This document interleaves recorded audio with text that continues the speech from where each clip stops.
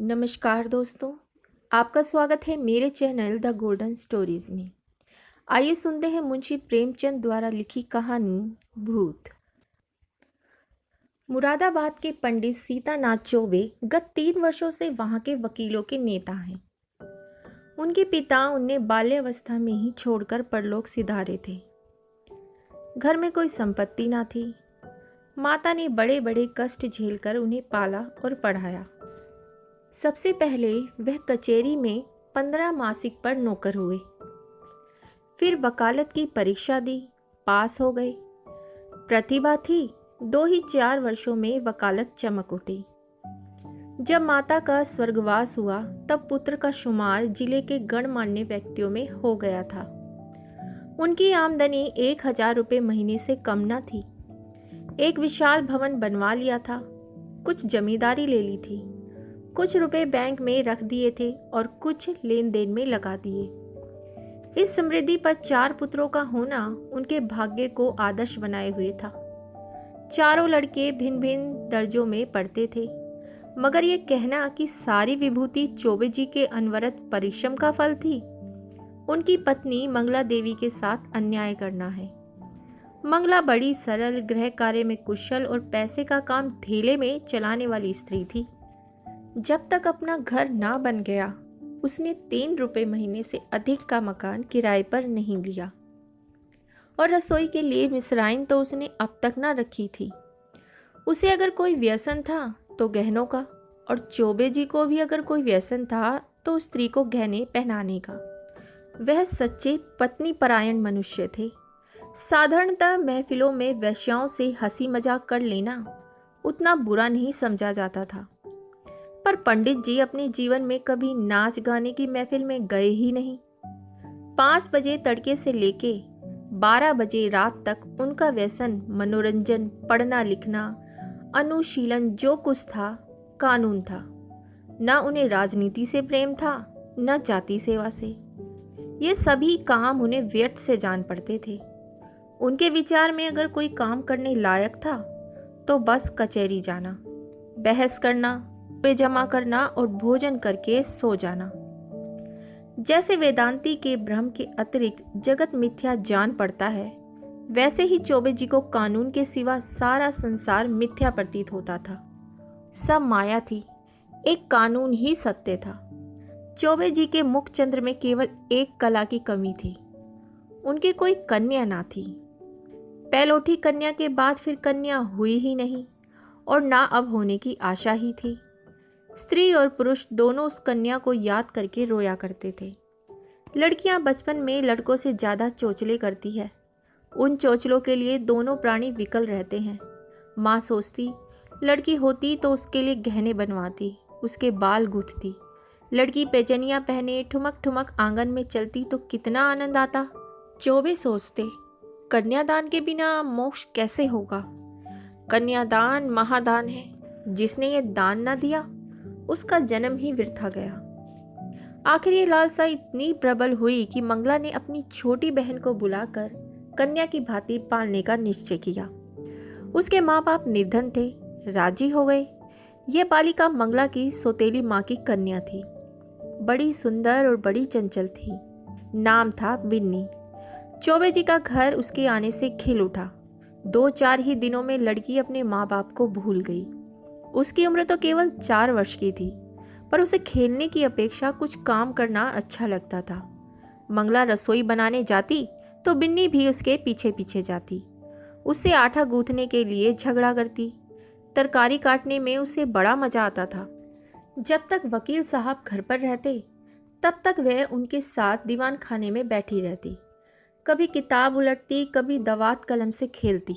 चौबे जी मुस्कुराकर कहते, बेटी मार खाओगी। बिन्नी कहती, तुम मार खाओगे, मैं तुम्हारे कान काट लूंगी, जूजू को बुलाकर पकड़ा दूंगी। इस पर दीवान खाने में खूब कह कह उड़ती। वकील साहब कभी इतने बाल्य वत्सल ना थे। जब बाहर से आते तो कुछ ना कुछ सौगात बिन्नी के वास्ते जरूर लाते, और घर में कदम रखते ही पुकारते, बिन्नी बेटी चलो। बिन्नी दौड़ती हुई आकर उनकी गोद में बैठ जाती। मंगला एक दिन बिन्नी को लिए बैठी थी। इतने में पंडित जी आ गए। बिन्नी दौड़कर उनकी गोद में जा बैठी। पंडित जी ने पूछा, तू किसकी बेटी है? बिन्नी, ना बताऊंगी। मंगला, कह दे बेटा, जीजी की बेटी हूं। पंडित, तू मेरी बेटी है बिन्नी, इनकी नहीं। बिन्नी, ना बताऊंगी। पंडित, अच्छा, हम लोग आंखें बंद किए बैठे हैं। बिन्नी जिसकी बेटी होगी उसकी गोद में बैठ जाएगी। बिन्नी उठी और फिर चौबे जी की गोद में बैठ गई। पंडित, मेरी बेटी है, मेरी बेटी है, अब ना कहना कि मेरी बेटी है। मंगला, अच्छा जाओ बिन्नी, अब तुम्हें मिठाई ना दूंगी, गुड़िया भी ना मंगा दूंगी। बिन्नी, भैया जी मंगवा देंगे, तुम्हें ना दूंगी। वकील साहब ने हंसकर बिन्नी को छाती से लगा लिया और गोद में लिए हुए बाहर चले गए। वह अपने इष्ट मित्रों को भी इस बाल क्रीड़ा का रसास्वादन कराना चाहते थे। आज से वो कोई बिन्नी से पूछता कि तू किसकी बेटी है, तो बिन्नी चट कह देती, भैया की।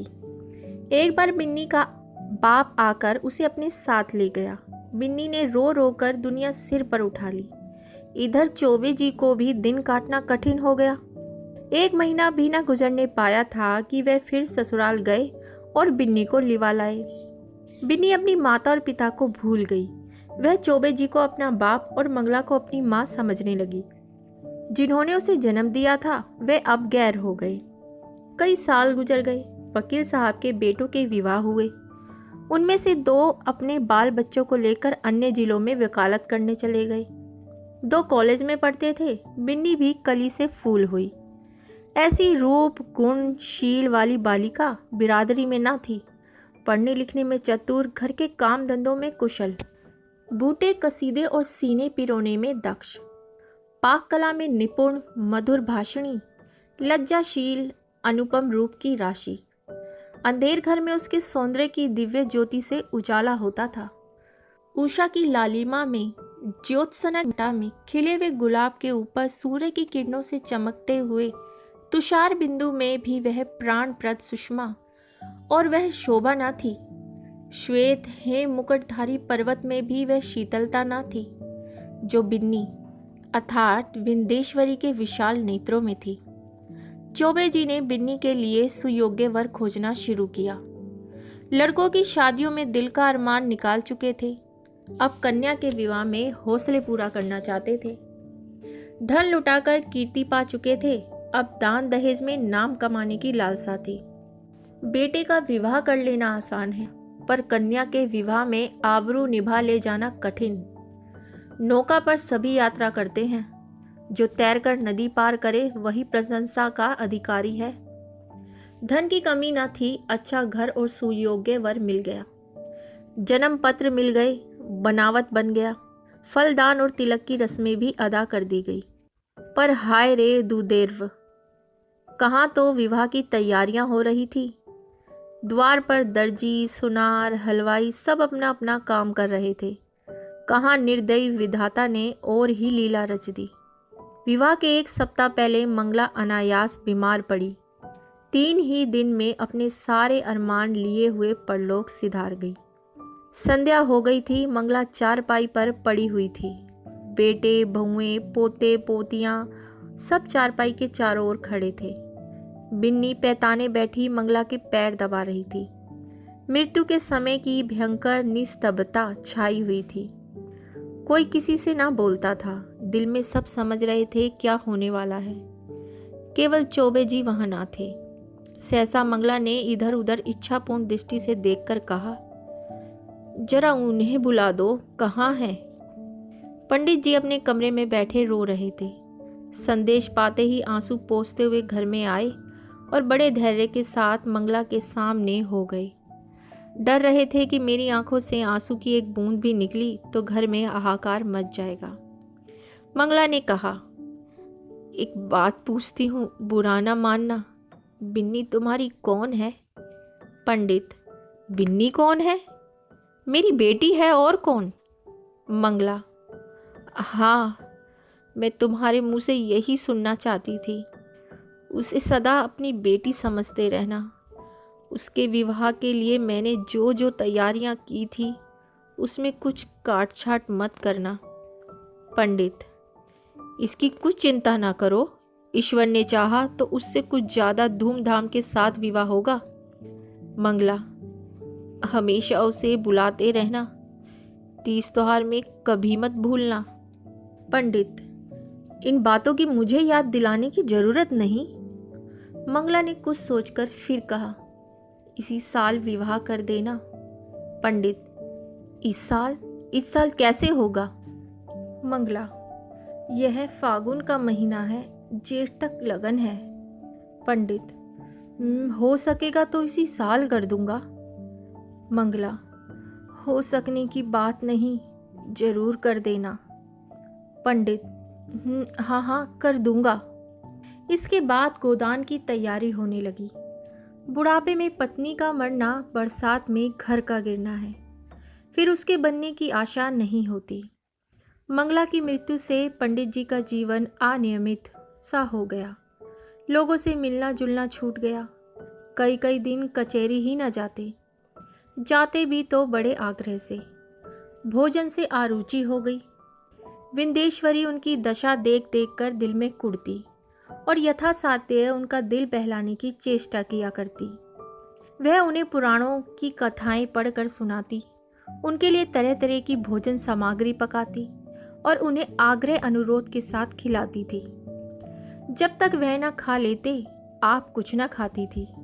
गर्मी के दिन थे ही, रात को बड़ी देर तक उनके पैताने बैठी पंखा झला करती और जब तक वह ना सो जाते तब तक आप भी सोने ना जाती।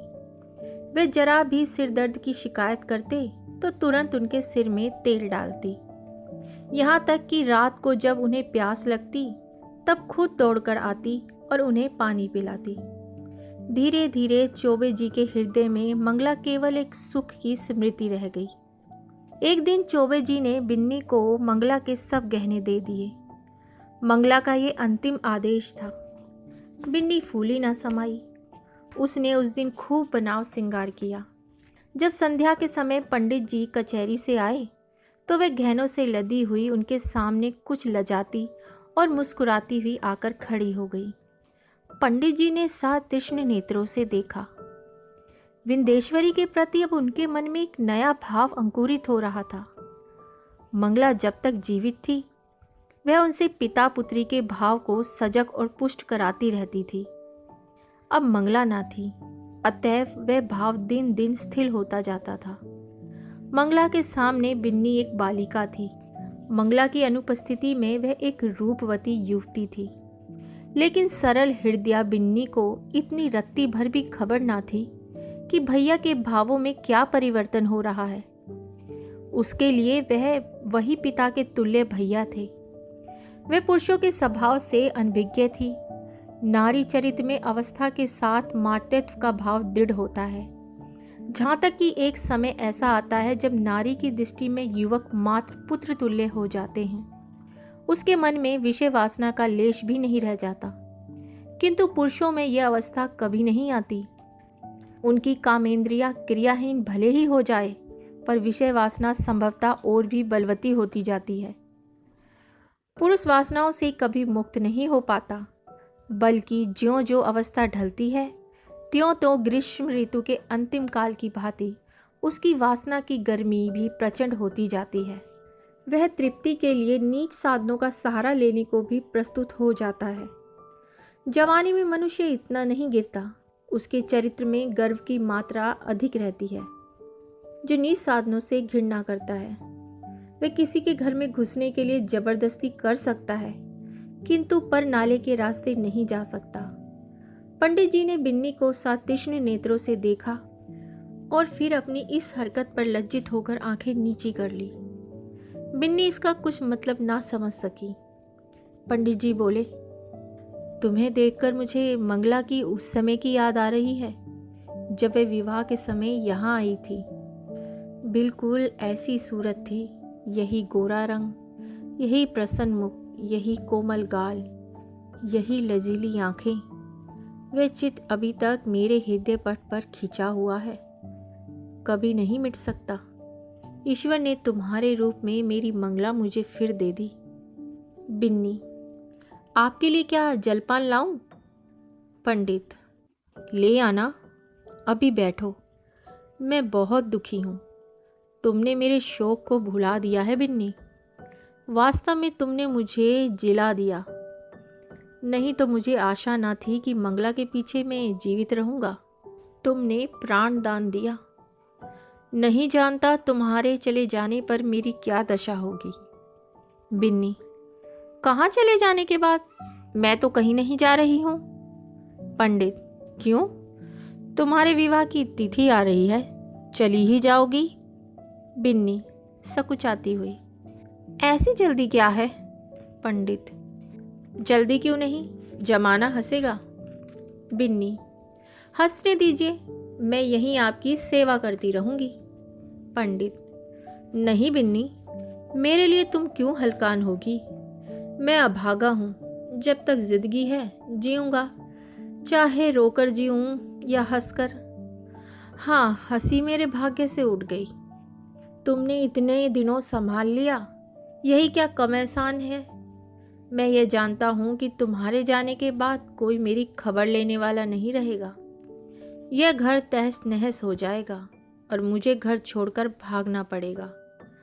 पर क्या किया जाए, लाचारी है। तुम्हारे बिना मैं यहाँ क्षण भर भी नहीं रह सकता। मंगला की खाली जगह तो तुमने पूरी की, अब तुम्हारा स्थान कौन पूरा करेगा? बिन्नी, क्या इस साल रुक नहीं सकता? मैं इस दशा में आपको छोड़कर ना जाऊंगी। पंडित, अपने बस की बात तो नहीं, वह लोग आग्रह करेंगे तो मजबूर होकर करना ही पड़ेगा। बिन्नी, बहुत जल्दी मचाई तो आप कह दीजिएगा, अब नहीं करेंगे। उन लोगों के जी में सो आए करें, यहाँ कोई उनका दबेल बैठा हुआ है। पंडित, वे लोग अभी से आग्रह कर रहे हैं। बिन्नी, आप फटकार क्यों नहीं देते? पंडित, करना तो है ही, फिर विलंब क्यों करूं? यह दुख और वियोग तो एक दिन होना ही है। अपनी विपत्ति का भार तुम्हारे सिर क्यों रखूं? बिन्नी, दुख सुख में काम ना आऊंगी तो और किस दिन काम आऊंगी? पंडित जी के मन में कई दिनों तक घोर संग्राम होता रहा। वह अब बिन्नी को पिता की दृष्टि से ना देख सकते थे। बिन्नी अब मंगला की बहन और उनकी साली थी। जमाना हंसेगा तो हंसे, जिंदगी तो आनंद से गुजरेगी। उनकी भावनाएं कभी इतनी उल्लासमयी न थी। उन्हें अपने अंगों में फिर जवानी की सुफुर्ती का अनुभव हो रहा था। वह सोचते, बिन्नी को मैं अपनी पुत्री समझता था, पर वे मेरी पुत्री है तो नहीं। इस तरह समझने से क्या होता है? कौन जाने ईश्वर को यही मंजूर हो। नहीं तो बिन्नी यहाँ आती ही क्यों? उसने इसी बहाने से यह संयोग निश्चित कर दिया होगा। उसकी लीला तो अपरंपार है। पंडित जी ने वर के पिता को सूचना दे दी कि कुछ विशेष कारणों से इस साल विवाह नहीं हो सकता। विंदेश्वरी को अभी तक कुछ खबर ना थी कि मेरे लिए क्या क्या षड्यंत्र रचे जा रहे हैं। वे खुश थी कि मैं भैया जी की सेवा कर रही हूँ और भैया जी मुझसे प्रसन्न हैं। बहन का इन्हें बड़ा दुख है। मैं ना रहूंगी तो ये कहीं चले जाएंगे। कौन जाने साधु सन्यासी ना हो जाएं। घर में कैसे मन लगेगा। वह पंडित जी का मन बहलाने का निरंतर प्रयत्न करती रहती थी। उन्हें कभी मनहारे ना बैठने देती। पंडित जी का मन अब कचहरी में ना लगता था। घंटे 2 घंटे बैठकर चले आते थे। युवकों के प्रेम में विकलता होती है, वृद्धों के प्रेम में श्रद्धा। वे अपनी यौवन की कमी को खुशामद से, मीठी बातों से और हाजिर जवाबी से पूर्ण करना चाहते हैं। मंगला को मरे अभी 3 ही महीने गुजरे थे कि चौबे जी ससुराल पहुँचे। सास ने मुँह मांगी मुराद पाई। उसके 2 पुत्र थे। घर में कुछ पूंजी ना थी। उनके पालन और शिक्षा के लिए कोई ठिकाना नजर ना आता था।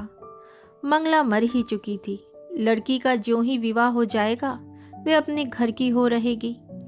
फिर चौबे से नाता ही टूट जाएगा। वे इसी चिंता में पड़ी हुई थी कि चौबे जी पहुँचे। मानो देवता स्वयं वरदान देने आए हों। जब चौबे जी भोजन करके लेटे तो सास ने कहा, भैया कहीं बातचीत हुई कि नहीं? पंडित, अम्मा अब मेरे विवाह की बातचीत क्या होगी? सास, क्यों भैया, अभी तुम्हारी उम्र ही क्या है? पंडित, करना भी चाहूं तो बदनामी के डर से नहीं कर सकता, फिर मुझे पूछता ही कौन है? सास, पूछने को हजारों हैं, दूर क्यों जाऊं? अपने घर ही में लड़की बैठी है, सुना है तुमने मंगला के सब गहने बिन्नी को दे दिए हैं। कहीं और विवाह हुआ तो ये कई हजार की चीजें तुम्हारे हाथों से निकल जाएंगी। तुमसे अच्छा घर में कहाँ पाऊंगी? तुम उसे अंगीकार कर लो तो मैं तर जाऊं। अंधा क्या मांगे, दो आंखें। चौबे जी ने मानो विवश होकर सास की प्रार्थना स्वीकार कर ली। बिन्नी अपने गांव के कच्चे मकान में अपनी माँ के पास बैठी हुई है। अब की चौबे जी ने उसकी सेवा के लिए एक लोंढी भी साथ कर दी है। विंदेश्वरी के दोनों छोटे भाई विस्मित हो होकर उसके आभूषणों को देख रहे हैं। गांव की और कई स्त्रियां उसे देखने आई हुई हैं और उसके रूप लावण्य का विकास देखकर चकित हो रही हैं। ये वही बिन्नी है जो यहाँ मोटी फरिया पहने खेला करती थी। रंग रूप कैसा निखर आया है। सुख की दया है ना। जब भीड़ कम हुई, एकांत हुआ, तो माता ने पूछा, तेरे भैया जी तो अच्छी तरह हैं ना बेटी? यहाँ आए थे तो बहुत दुखी थे। मंगला का शोक उन्हें खाए जाता है। संसार में ऐसे मर्द भी होते हैं जो स्त्री के लिए प्राण दे देते हैं, नहीं तो यहाँ स्त्री मरी और चट दूसरा ब्याह रचाया। मानो मनाते रहते हैं कि ये मरे तो नई नवेली बहू घर लाएं। विंदेश्वरी, उन्हें याद करके रोया करते हैं। चली आई हूं ना, जाने कैसे रहेंगे। माता, मुझे तो डर लगता है कि तेरा ब्याह हो जाने पर कहीं घबरा कर साधु फकीर ना हो जाए। विंदेश्वरी, मुझे भी तो यही डर लगता है अम्मा, इसी से तो मैंने कह दिया कि अभी जल्दी क्या है। माता, जितने ही दिन उनकी सेवा करोगी उतना ही उनका स्नेह बढ़ेगा और तुम्हारे जाने से उन्हें उतना ही दुख भी अधिक होगा। बेटी, सच तो यह है कि वे तुम्ही को देख कर जीते हैं। इधर तुम्हारी डोली उठी और उनका एक घर का सत्यानाश हुआ। मैं तुम्हारी जगह होती ना तो उन्हीं से ब्याह कर लेती। विंदेश्वरी, हटो अम्मा, गाली देती हो। उन्होंने मुझे बेटी करके पाला है, मैं भी उन्हें अपना पिता। माता, चुप रह पगली, कहने से क्या होता है। विंदेश्वरी, अरे सोच तो अम्मा, कितनी बेढंगी बात है। माता, मुझे तो इसमें कोई बेढंगापन नहीं देख पड़ता। विंदेश्वरी, क्या कहती हो अम्मा? उनसे मैं तो लाज के मारे मर जाऊं, उनके सामने ताक न सकूं। वे भी कभी ना मानेंगे। मानने की बात भी हो कोई। माता, उनका जिम्मा मैं लेती हूँ, मैं उन्हें राजी कर लूँगी। तू राजी हो जा। याद रख, यह कोई हंसी खुशी का ब्याह नहीं है, उनकी प्राण रक्षा की बात है, जिसके सिवा संसार में हमारा और कोई नहीं। फिर अभी उनकी कुछ ऐसी उम्र भी तो नहीं है, 50 से 2 ही 4 साल ऊपर होंगे। उन्होंने एक ज्योतिष से पूछा भी था, उसने उनकी कुंडली देखकर बताया है आपकी जिंदगी कम से कम 20 वर्ष की है। देखने सुनने में भी वह 100-200 में एक आदमी है। बातचीत में चतुर माता ने कुछ ऐसा शब्द भी रचा कि सरल बालिका उसमें से निकल ना सकी। माता जानती थी कि प्रलोभन का जादू इस पर ना चलेगा। धन का, आभूषणों का, कुल सम्मान का, सुख में जीवन का उसने जिक्र तक ना किया। उसने केवल चौबे जी की दयनीय दशा पर जोर दिया। अंत को विंदेश्वरी ने कहा, अम्मा, मैं जानती हूँ कि मेरे ना रहने से उनको बड़ा दुख होगा। यह भी जानती हूँ कि मेरे जीवन में सुख नहीं लिखा है। अच्छा, उनके हित के लिए मैं अपना जीवन बलिदान कर दूंगी। ईश्वर की यही इच्छा है तो यही सही। चौबे जी के घर में मंगलगान हो रहा था। विंदेश्वरी आज वधू बनकर इस घर में आई है। कई वर्ष पहले वे चौबे जी की पुत्री बनकर आई थी। उसने कभी स्वप्न में भी ना सोचा था कि मैं एक दिन इस घर की स्वामिनी बनूंगी। चौबे जी की सज धाज आज देखने योग्य है। तन जेब को रंगीन कुर्ता, कतरी हुई सवारी हुई मूछें, खिजाब से चमकते हुए बाल, हंसता हुआ चेहरा, चढ़ी आंखें, यौवन का पूरा स्वांग था। रात बीत चुकी थी। विंदेश्वरी आभूषणों से लदी हुई भारी जोड़े पहने फर्श पर सिर झुकाए बैठी थी। उसे कोई उत्कंठा ना थी, भय ना था, केवल यह संकोच था कि मैं उनके सामने कैसे मुंह खोलूंगी। उनकी गोद में खेली हूँ, उनके कंधों पर बैठी हूँ, उनकी पीठ पर सवार हुई हूँ, कैसे उन्हें मुंह दिखाऊंगी। मगर वे पिछली बातें क्यों सोचूं। ईश्वर उन्हें प्रसन्न रखे।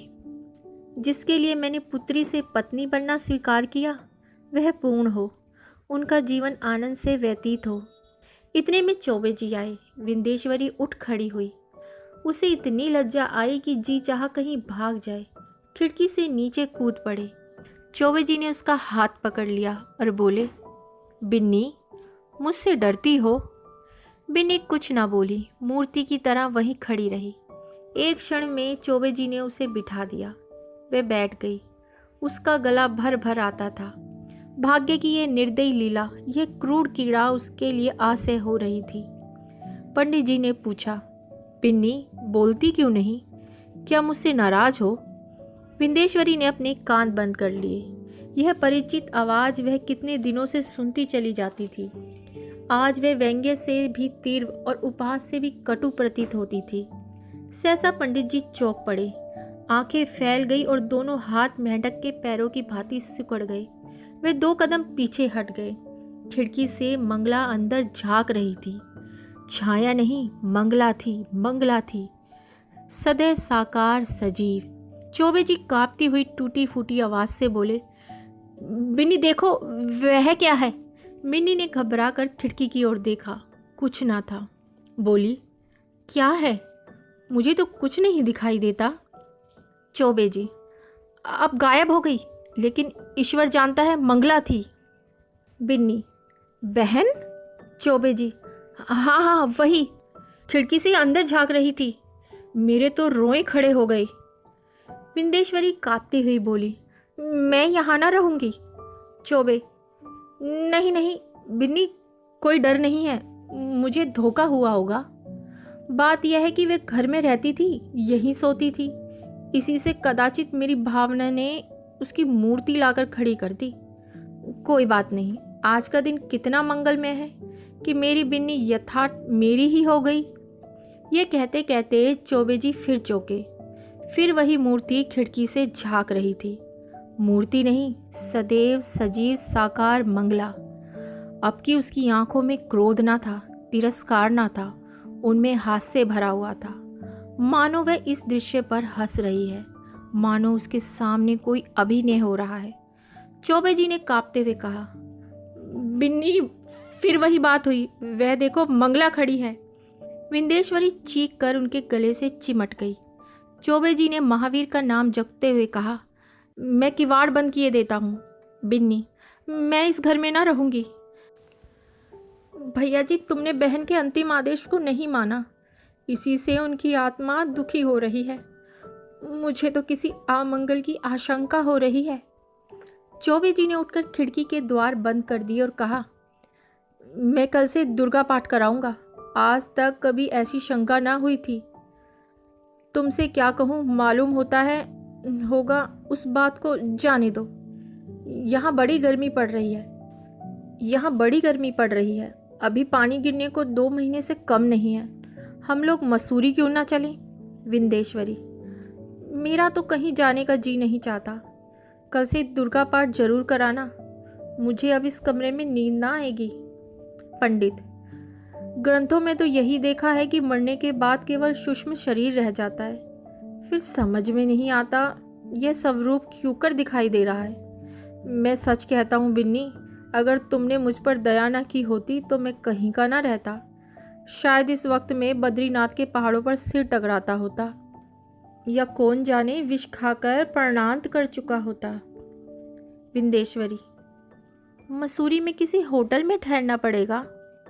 पंडित, नहीं नहीं, मकान भी मिलते हैं। मैं अपने एक मित्र को लिख देता हूँ, वे कोई मकान ठीक कर रखेंगे।